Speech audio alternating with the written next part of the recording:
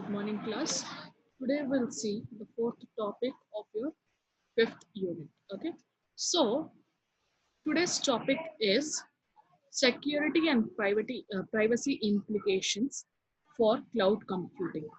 Now, what is cloud computing and why do we go for cloud computing and what are the parts in cloud computing, services in cloud computing? These topics we have already gone through in your third unit. So today we'll see what are the security and privacy implications for cloud computing. Now, as we know, cloud computing is one of the top 10 cyber threats to an organization. The cloud computing is one of the top 10 cyber threats to an organization. Okay, so here with such issues, okay, there are three parameters. Okay, so whenever we entrust our data to a cloud provider, okay, then there are top three questions which we have to make sure that we get answered with. Okay, those three questions are first one, how will the vendor handle the data encryption? Okay, the data is encrypted, then how will the vendor handle the data encryption? The second question is, what about the user authentication? Okay, and the last one is, who will be responsible? Okay, who will be responsible in case of data breach? Okay, these three are the data privacy risk associated with cloud computing actually. So whenever you uh, rent a cloud, these three questions are very much important. Okay. So an organization should think about privacy scenarios in terms of user spheres. Okay, in terms of user spheres, there are three different types of user spheres. Okay, and we'll go through their characteristics. The first one is there are three types of spheres. So first one is user spheres. Okay, now here the data is basically stored on user's disk. Okay, or PCs, laptops, mobile phones, etc. Okay, the organization responsibility is to provide access to user and monitor that access to ensure there is no misuse of data happening basically. Okay, and the challenges whenever we are using these user spheres, the basic challenges which we should consider is, or the organization should consider is, what data is transferred from the client to the data recipient. Is the user explicitly involved in the transfer? Okay, is the user aware of or remote or some local application storing data on his system? Is the data storage persistent? Okay, so these are the questions, okay, or the challenges which has to be considered when we are saying user sphere. Next is recipient sphere. Here, when we say recipient sphere, basically the data is stored in either in servers or databases, okay, of network providers or service providers or any other third party with whom the data recipients share its data basically. Okay, in this the organization's responsibility is to minimize users privacy risk by ensuring that unwanted exposure of personal data of user, because in user sphere what we have seen, all the data is stored in user desktop itself. Okay, so organization has to just make sure that the responsibility to provide users the access to user and monitor so that there is no misuse of data. But in a recipient sphere, what happens is the data itself, it is stored in servers and database.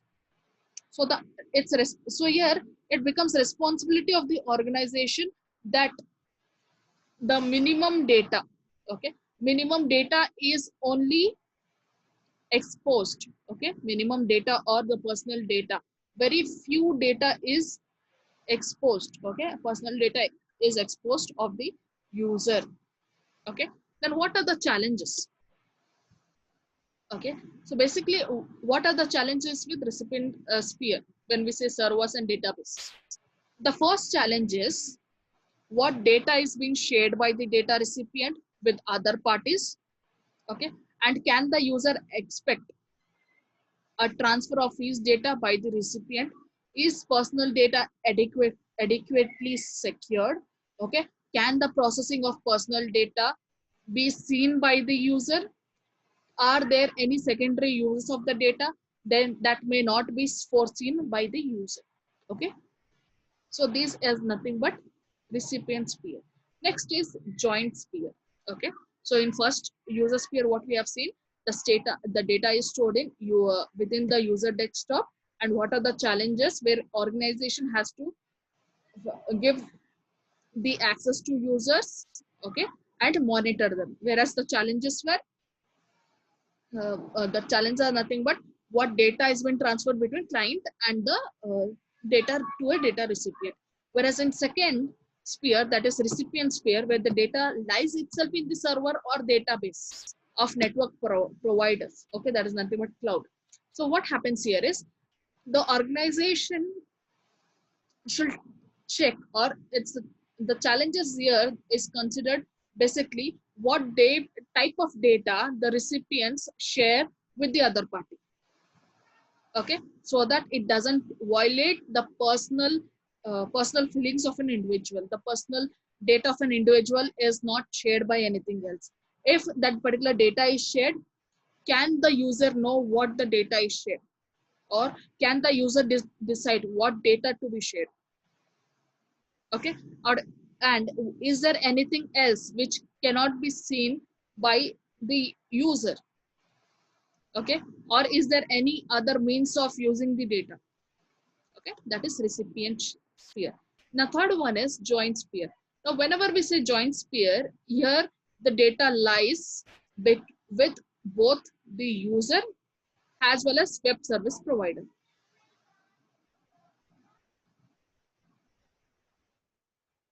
Okay, that's what it is, in between sphere, whether it is not that clear to whom does the actually data belongs. Is it does it belongs to the data owners, or to the data centers, or to the recipients?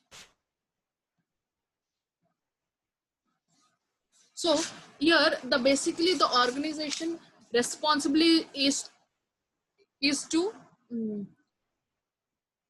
responsibility is to use users some control over access to themselves. Okay, in terms of data or attention, and to minimize users privacy, future privacy risk. Okay, and the challenge here is, which should be handled by organization, is the user fully aware of how his or her data is used, and can he or she control it? Okay, so these are the three spheres. Okay, these are the three spheres which are associated with privacy implications from cloud computing. Next, we'll go to social media marketing. Okay, what is social media marketing and what are risks? Okay, what are risks related to it? Now, first, let us come. What is actually social media marketing? Social media marketing is basically an approach. Whenever we say social media marketing, it is basically an approach that makes use of social media sites, okay, to enhance the visibility on internet, so as to promote a particular product and services. Basically, that is in simple terms. Basically, a social media marketing is nothing but it uses social media, okay, social media sites to market its products. Okay, now there has been a survey in 2009, okay, on social media sites, okay, where they have checked how much percentage, okay, how much percentage of these websites are used by organization or business to business organizations. Okay, in that first one is in 2009, first one is Facebook, where 37% of the organization used Facebook to promote their products.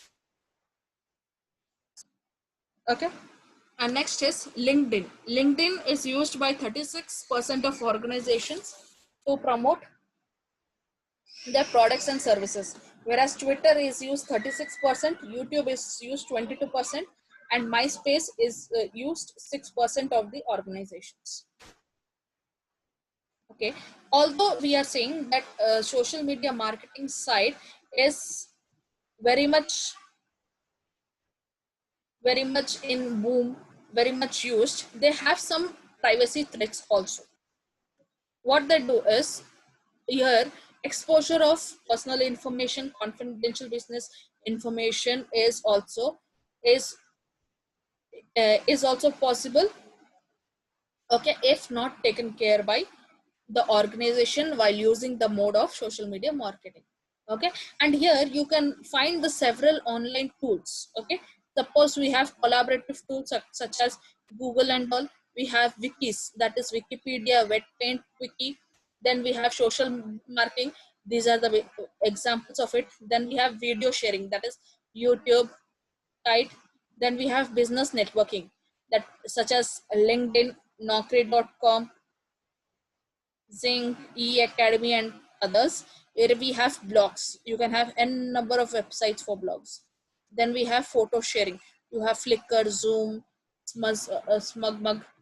Then social media, Facebook, Instagram, Orkut, Finster, MySpace, many others. So these are few online tools of social media. Okay.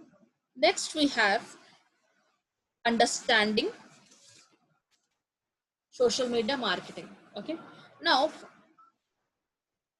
we have seen what is social media marketing is basically nothing but usage of social media sites to promote their products and services. Okay. So most of the professionals today use this social media technology for business purposes, and the most common usage are for marketing, internal collaboration and learning, customer services, support, sales, HR, strategic planning, and product development. Okay. And now next we'll see the most typical reasons why organization use. We'll see few examples. Why do a few examples, okay, of for why the organization use the social media marketing to promote their products and services. Because basically, when we say social media marketing is nothing but marketing their products and services. Okay, the first agenda is, or uh, the first point why first point or the first reason why they are going to social media marketing is because the social media sites reach to a larger extent of audience in more spontaneous and instantaneous manner without any paying any large advertising fees. Okay, the best example is your YouTube, where the more you have YouTubers, the more they can attract the customers. Okay, the more they attract the customers, the more the more advertisements can happen. Okay, because now each and every YouTube, you watch any YouTube, you will be having several advertisement in single YouTube. You have basically 2 to 3 advertisements. Okay, with that the YouTube gets paid. Okay, and this YouTube, what is that? It pays the YouTubers. Okay, and for hardly for hardly for I suppose 30 seconds, they hardly take that much amount. Okay, next is to increase traffic to their website coming from other social media website by using blogs and social media networking. The best example here is Facebook. Okay, I'll give you this example in back a sample of I mean print screen of an example why I'm saying Facebook. Okay, next is Companies believe that this is in turn many increase their page rank, resulting traffic more of leading search engines. Yes, what happens is, with the increase in traffic of that particular website, suppose I'm searching a particular website, okay, or I'm typing some I want something, I'm searching on website that is nothing but in Google, okay, I'm searching for some particular data in Google, and you can find, once you click enter, the first page which comes up or the first links which comes up, okay, usually people go through that link first, okay. So what happens here is, the that particular link, or it is also called as that particular page which is first, okay, it is having highest rank. That is nothing but maximum of the people have gone through that page, and that's why it is highest rank. After that, the second link, maximum people also have gone to that page, but that the number of people who have gone to that page is less than the page of first, okay. That's what, okay, to reap potential benefits and to minimize advertising cost. The next one is to build credibility by participating in relevant product promotions, forums, and responding to personal customer questions immediately. This is one of the way how they can like publicize their products, okay, and collect potential customer profile through social media sites, okay, such as users profile data, which use a specific target of a specific set of users for advertising, okay. Now, now what they do is, this fifth point is, they basically collect the information of users based on their categories, okay, because there are few users who like to use new cell phones. That's what they keep on surfing, which is the upgraded cell phone, what is this, what are the specifications of it.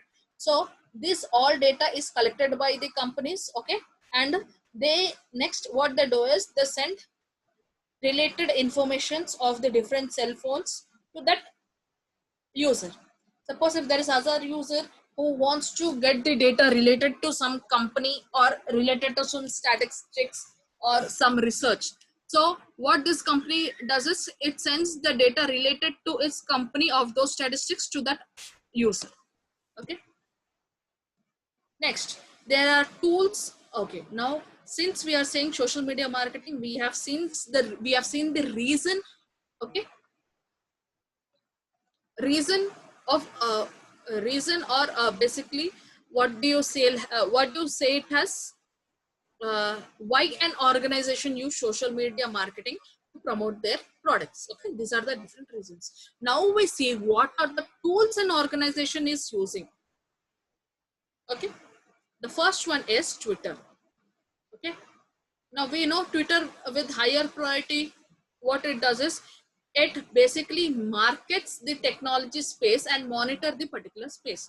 Okay, that is the work of a user, Twitter. Now, what is LinkedIn? Okay, LinkedIn basically we know that is a networking tool where it tries to connect top executives of different companies. Okay, now top executives from Fortune 500 as nothing but, this Fortune 500 is a website where it displays based on the revenues. What are the top 10 you can find out? Yes, top 10 executives, okay, of companies. Okay, I'll show you a screenshot of that also. Next, you have Facebook. Facebook, what it does is, it is basically a social community tool, but it is used to drive more traffic to WebSense website and create the awareness of WebSense. Okay. And this is a screenshot of Fortune 500 website, where in of 2019, top 10 revenues, okay, top 10 companies revenues is been displayed. That is, first one is Walmart, okay, with its revenue. This is nothing but screenshot taken from Fortune 500. Next is websites social web controls. Okay, where their partner is www.facebook.com. Okay, and next is YouTube.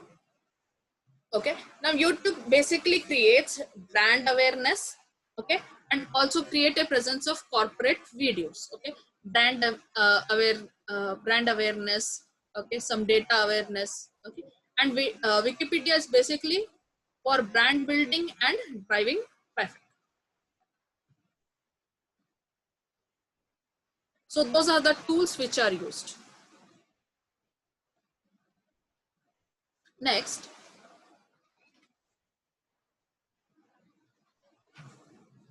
with this, we have known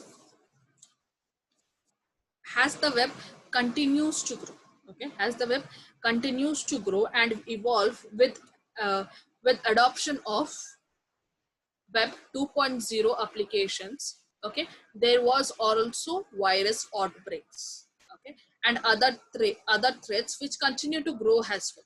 Okay, now this is the security risk that comes into picture when we are using the social media online tool, basically. Okay, and few solutions is that you can use antivirus signature, behavioral analysis, firewalls. Okay, to protect yourselves through social media marketing. Okay, next is the best practices used while social media marketing. The first one is, which we have seen previously, establishing social media policy. We have seen in an organization how to do is, the first is setting up some policies. Next is enforcing those policies usage in organization. Next, third is educate the employees about the risk associated with use of online social media tools. After educating them, next you have to do is a social media expert appoint a social media expert.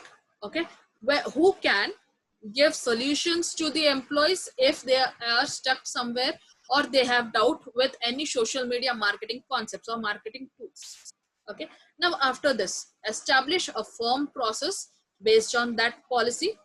Okay, that is nothing but establishing a firewall. Okay, next is IDS and so on.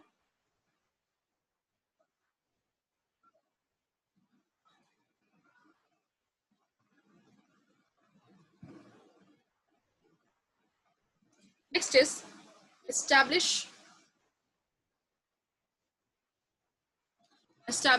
need based access policy. Now whenever we say need based access policy, this policy is basically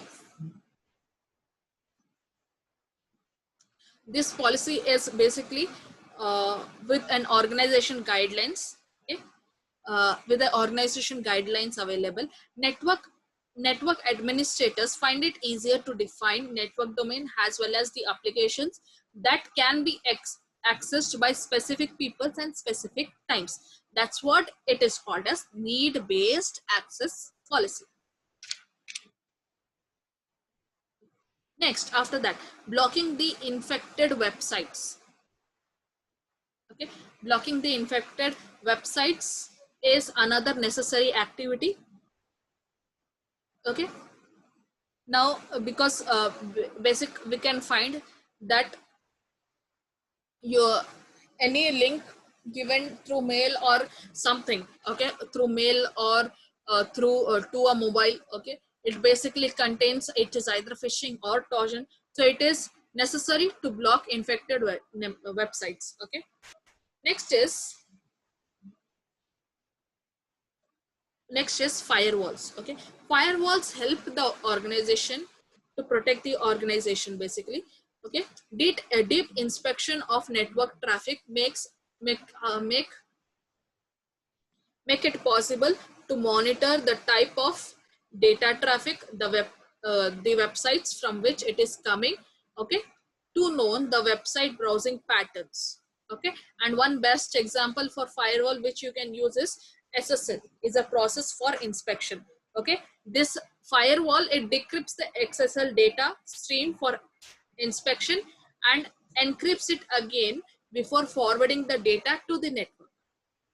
Okay, now what is SSL? Basically it's a secure socket layer which is available. Now what firewall does is, the firewall decrypts the SSL layer first. Okay, the SSL layer data. Okay, when it decrypts it, and all the data is passed through this SSL layer and encrypts it again before forwarding the data to the network. Next is protection against vulnerability scanning and penetration testing. Okay. Here we can use, since we know any software in any app basically has some vulnerabilities present. Few will be having huge challenges based on this, and few vulnerabilities are very small which can be updated through patches. Okay, so in an intrusion prevention systems, okay, that is nothing but uh, IPS, it serves as a protection barrier to a corporate network. Okay, an organization or a corporate network use this IPS where it protects, okay, or it acts as a protection barrier to a corporate network, where it prevents an attack by worms, viruses and other malicious malware.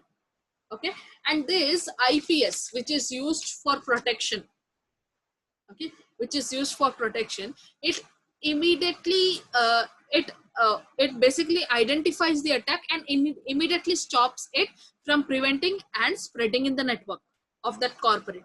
It also enables patching of servers and services. Okay, that's all with this. Next is define access of business applications.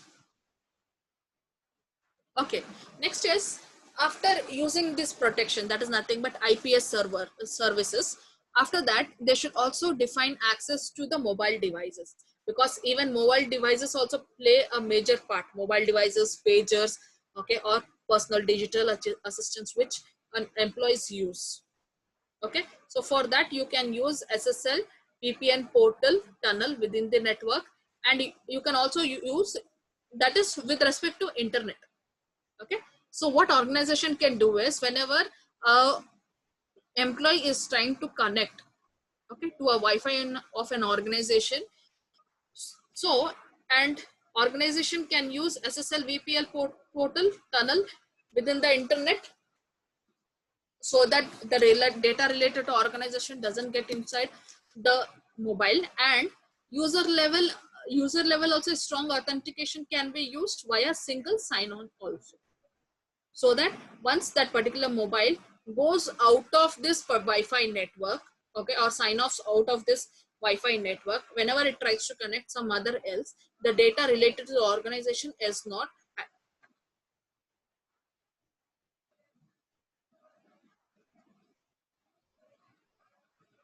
Okay. So this is the user firewall with demilitarized zone, how it is going on. Okay, and we have seen through what are the best practices in an organization.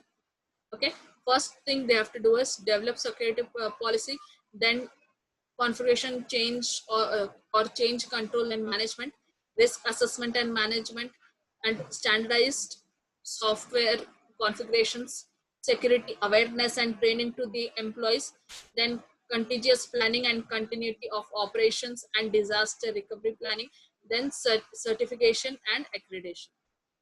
Okay, so these are best practices of an organization. Next topic is social computing and the associated challenges of an organization.